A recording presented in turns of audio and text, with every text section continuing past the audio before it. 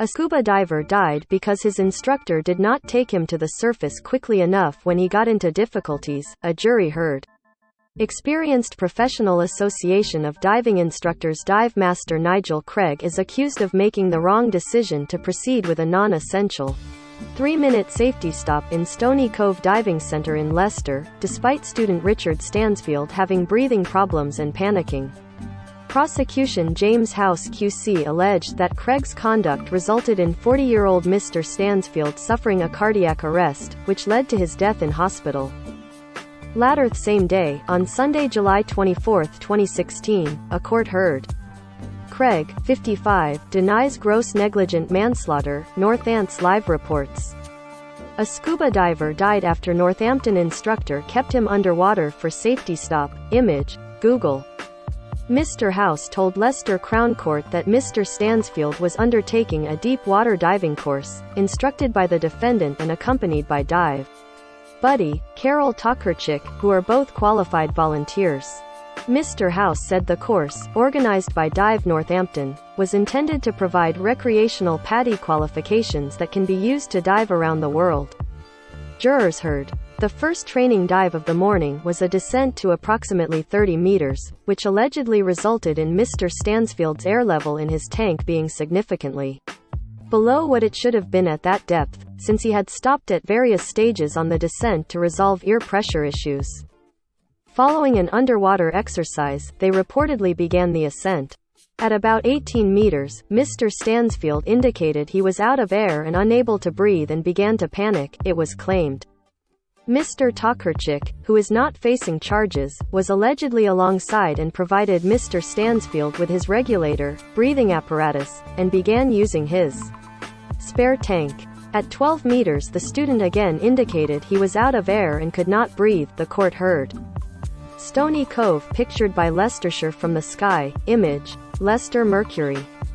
Mr. House claimed Craig intervened, giving Mr. Stansfield his own regulator and also switching to a spare tank. He claimed, the group continued their ascent. At 5 meters below the surface, the plan for the dive included a safety stop, and although it was originally part of the dive plan and training course, it was not required for the safety of the divers. The court heard that the 5-meter stop may be missed to reach the surface quickly in an out-of-air situation, and when it was more important to reach the surface quickly. Mr. House added. Despite Mr. Stansfield twice indicating he was struggling to breathe, upon reaching the 5-meter mark Craig indicated they would complete the safety stop for 3 minutes. But within the first minute of it, Mr. Stansfield made for the surface by pulling himself up a line attached to a surface buoy, jurors heard. Boy, 5, drowned in canal after unlocking neighbor's front door and running away. The prosecutor said, Craig took hold of him and stopped him and pulled him back down, indicating they had to wait for the 3 minutes to pass. During the next couple of minutes it should have been obvious to Craig that Mr. Stansfield was in severe distress. His eyes are described as dilated, his regulator slipped from his mouth on 2 occasions because he was becoming unconscious and unable to keep it in himself, and yet despite these obvious signs he was, in effect, drowning. Craig waited until the planned 3 minutes had elapsed before taking him to the. Once on the surface every effort was made to revive him.